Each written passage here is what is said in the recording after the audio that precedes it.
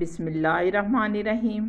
آج ہم رعایت لفظی، اس کی تعریف، مفہوم، وضاحت اور شعری مثالوں کے ساتھ کریں گے۔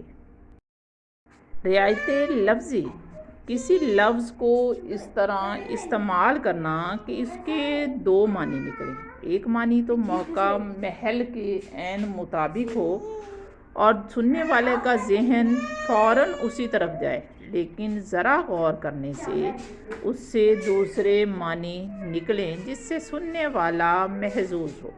جیسے ایک خوبصورت سا شعر ہے، بوٹ ڈاسن نے بنایا، میں نے ایک مضمون لکھا، شہر میں مضمون نہ پھیلا اور جوتا چل گیا۔ بوٹ کی رعایت سے جوتا چلنے کا محاورہ استعمال ہوا ہے۔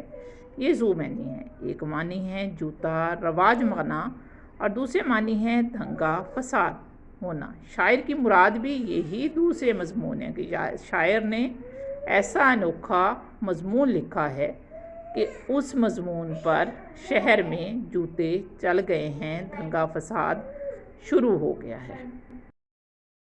اس کی تعریف ہم کچھ اس طرح بھی کر سکتے ہیں کہ شاعری میں الفاظ کی ایک ایسی ترتیب جس میں سادگی، بے تکلفی اور بے ساختگی کی فطری راہ ترک کر کے بات کہنے والا انہیں تکلف اور تصنع کے رشتے میں جوڑتا ہے، اور چونکہ اس میں لفظوں کے ہیر پھیر سے تکلف اور تصنع پیدا کیا جاتا ہے، اسی لیے لفظی مناسبت سے اسے رعایت لفظی کہتے ہیں، یعنی لفظوں سے مضحکہ خیز صورتحال کو پیدا کرنا رعایت لفظی کہلاتا ہے۔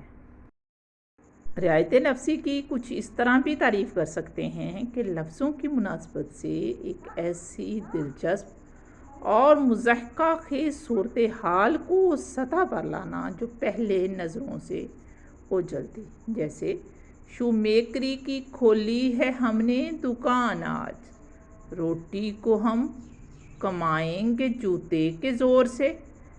شو میکری کی دکان کھولنا محاورہ ہے، یعنی جوتے بنانے کا فن سیکھنا، اور شاعر کیا کہہ رہا ہے، ایک دلچسپ صورتحال پیدا کر رہا ہے کہ جوتے بنا کر اپنی روزی کماؤں گا۔